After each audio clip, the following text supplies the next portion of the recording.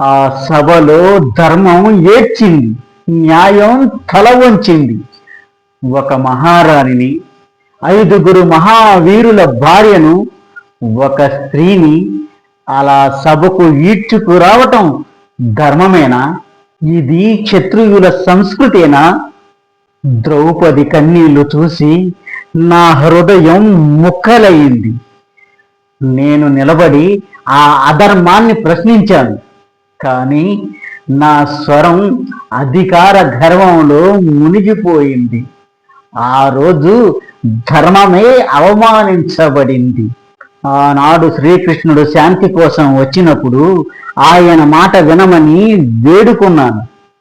ఆయన అడిగినట్లు 5 గ్రామాలైనా ఇవ్వమని కోరాను. కానీ అహంకారం చెవులు మూసుకుంది.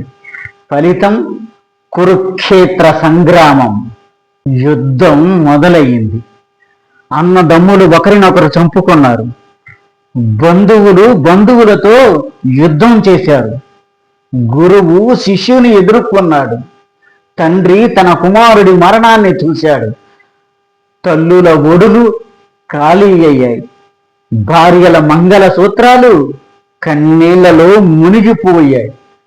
లక్షలాది వీరుల రక్తంతో ఈ భూమి ఎర్రబడింది. అప్పుడు అందరూ ఒక మాట అన్నారు, విదురుడు చెప్పింది నిజం అని.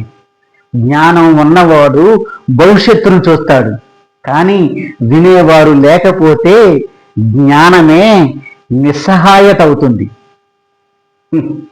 వినకూడదు అనుకునేవాడికి ఆ దేవుడే చెప్పినా వినరు.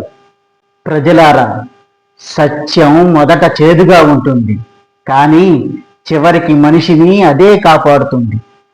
ధర్మం నెమ్మదిగా నడుస్తుంది, కానీ ఎప్పటికీ ఓడిపోదు. అధర్మం వేగంగా పరిగెడుతుంది, కానీ తన వినాశనాన్ని తానే మోసుకొస్తుంది. ఈ విదురుడు సింహాసనం మీద కూర్చోలేదు, కానీ ధర్మ సింహాసనం మీద శాశ్వతంగా నిలిచిపోతాడు.